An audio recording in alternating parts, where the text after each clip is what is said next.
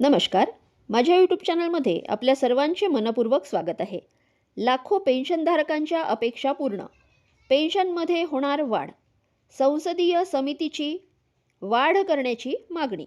कर्मचारी निवृत्तीवेतन अंतर्गत मिळणारे किमान मासिक निवृत्तीवेतन अत्यंत अपुरे असल्याचे मत संसदीय समितीने व्यक्त केले आहे.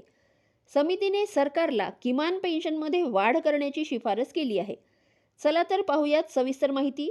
त्यापूर्वी चॅनलला पहिल्यांदा भेट देत असाल तर लाईक करायला विसरू नका, सबस्क्राईब करायला विसरू नका, नवीन अपडेट्ससाठी बेल आयकनला प्रेस करायला विसरू नका आणि माहिती आवडल्यास आपल्या सहकारी मित्रांना शेअर करायला देखील विसरू नका. 12 वर्षापासून पेन्शनमध्ये वाढ नाही. कामगार व रोजगार विषयक संसदीय स्थायी समितीने आपल्या अनुदानाच्या मागण्या 2026-27 या अहवालात नमूद केले आहे की सप्टेंबर 2014 पासून किमान मासिक पेन्शन 1000 रुपयांवरच स्थिर आहे. समितीने स्पष्ट शब्दात म्हटले आहे की आजच्या आर्थिक परिस्थितीत 1000 रुपयांचे निवृत्तीवेतन हे केवळ अपुरेच नाही तर मानहानिकारकही ठरते.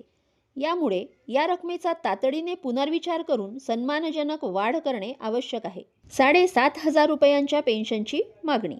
EPS 95 पेन्शनधारक आणि विविध संघटनांनी किमान मासिक पेन्शन 7500 रुपये करण्याची मागणी सातत्याने लावून धरली आहे.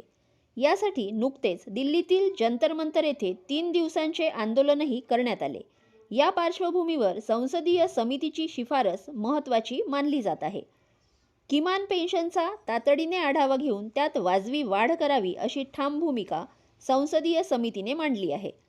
लाखो पेन्शनधारकांच्या अपेक्षा वाढल्या. संसदीय समितीच्या या शिफारशीमुळे देशभरातील लाखो पेन्शनधारकांच्या अपेक्षा वाढल्या आहेत. सरकारने यावर सकारात्मक निर्णय घेतल्यास अनेक पेन्शनधारकांना आर्थिक दिलासा मिळू शकतो.